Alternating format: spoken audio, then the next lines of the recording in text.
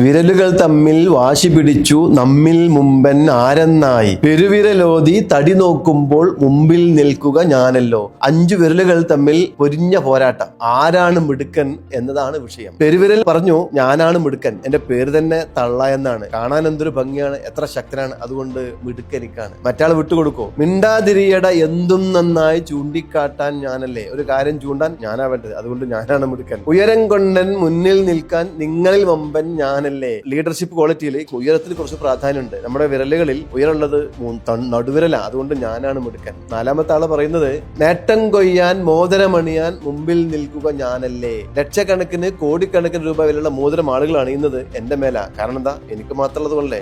സാധുണ്ടായിരുന്നു, പാവം, വലുപ്പമില്ല, മിടുക്കില്ല, ശക്തിയില്ല, എന്തു പറയും. പക്ഷേ കവി മനോഹരമായി ഇങ്ങനെയാ പറയുന്നത്, എല്ലാ പേരും കൈകൂപ്പുമ്പോൾ മുമ്പിൽ നിൽക്കുക ഞാനല്ലോ. ദൈവത്തിന് മുന്നിൽ നിൽക്കുമ്പോൾ ഞാനാ മുന്നിൽ നിൽക്കുക, നിങ്ങളൊക്കെ എന്റെ പിറകിലാ. എന്തെങ്കിലും അബദ്ധം കാണിച്ചിട്ട് ആളുകൾ നിങ്ങളെ അടിക്കാൻ വരുമ്പോ സോറി എന്ന് പറഞ്ഞ് നിങ്ങളെ രക്ഷിക്കാൻ ഞാനാ മുന്നിൽ ഉണ്ടാവുക. ആരും ആരേക്കാളും ഉയരത്തിലല്ല, ആരും ആരേക്കാളും താഴ്ത്തുമല്ല.